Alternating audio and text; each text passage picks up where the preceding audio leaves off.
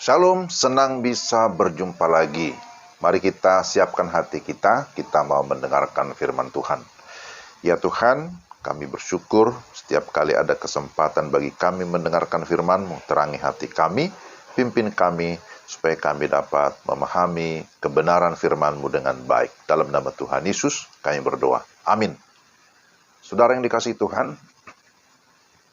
firman Tuhan saya pilihkan dari Matius 6 ayat 33. Satu ayat yang sangat populer, bunyinya, tetapi carilah dahulu kerajaan Allah dan kebenarannya, maka semuanya itu akan ditambahkan kepadamu.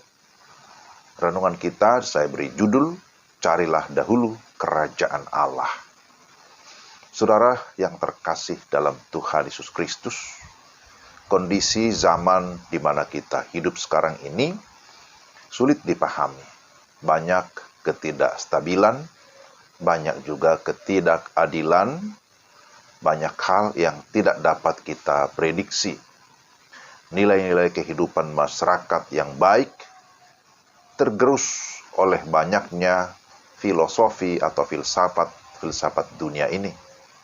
Ada relativisme, ada hedonisme, ada individualisme, dan masih banyak isme-isme yang lain. Iman Kristen diserang di satu sisi. Keluarga juga banyak mengalami kehancuran. Angka perceraian juga terus-menerus bertambah. Pemuda dan remaja makin banyak yang terpengaruh oleh medsos media sosial, sehingga tidak lagi tertarik untuk beribadah, untuk ke gereja.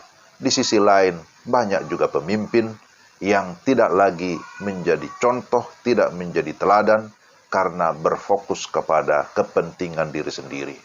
Jadi, banyak orang yang mengalami kekhawatiran, banyak orang yang mengalami ketakutan. Apakah masih ada harapan? Masihkah ada optimisme? Atau sebaliknya, orang-orang sudah mulai pesimis menjalani hidup? Maka Matius 6 ayat 33 menjadi sangat penting untuk meluruskan atau menguatkan lagi iman kita. Kita lihat di sini ada dua sisi yang perlu kita perhatikan. Pertama, dari sisi manusia atau bagian manusia, khususnya saudara dan saya yang percaya kepada Tuhan. Dikatakan, cari dahulu kerajaan Allah dan kebenarannya. Kata mencari berarti ada usaha dengan ketekunan untuk terus sungguh-sungguh, terus-menerus mau mengutamakan Tuhan. Konteks bacaan kita memang pertama-tama ditujukan kepada murid-murid yang sudah dipilih oleh Yesus. Yesus menekankan supaya mereka memiliki perubahan pola pikir bahwa mereka ketika sudah mengikut Tuhan haruslah mendahulukan kerajaan Allah. Artinya mengakui kekuasaan, mengakui otoritas, mengakui kedaulatan Allah atas kehidupan kita. Hidup dalam kebenaran berarti kita menaati hukum-hukum Tuhan atau perintah Tuhan.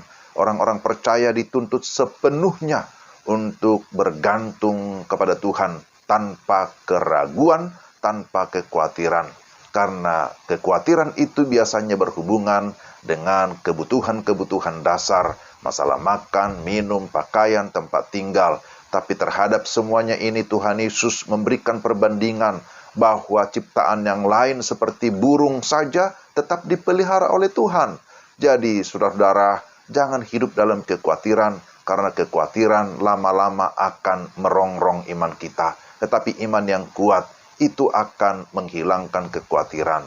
Jadi bagaimana kita mencari kerajaan Allah? Tentu kita harus membangun komunikasi, hubungan pribadi dengan Tuhan, tekun dalam doa, dalam persekutuan, dalam pengajaran firman, hidup dalam kebenaran, melakukan hal yang baik dan berkenan kepada Allah. Maka yang kedua, kita akan melihat dan merasakan bagaimana bagian Tuhan. Apa bagian Tuhan?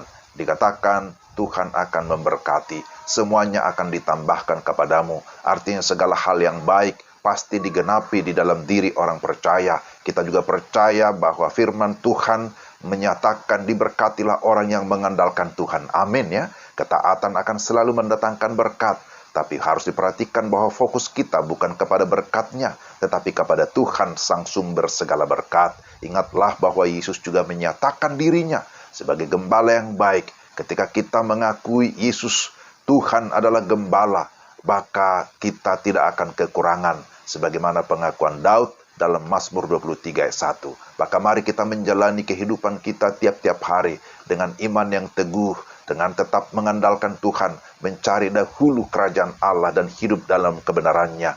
Maka saya percaya, saudara dan saya akan terus diberkati, akan terus dipelihara oleh Tuhan. Mari kita berdoa. Tuhan, terima kasih untuk firman-Mu. Kiranya Roh Kudus tolong kami supaya kami dapat menjadi pelaku firman dalam nama Yesus. Amin. Demikian renungan kita. Tuhan memberkati saudara sekalian. Selamat beraktivitas. Shalom.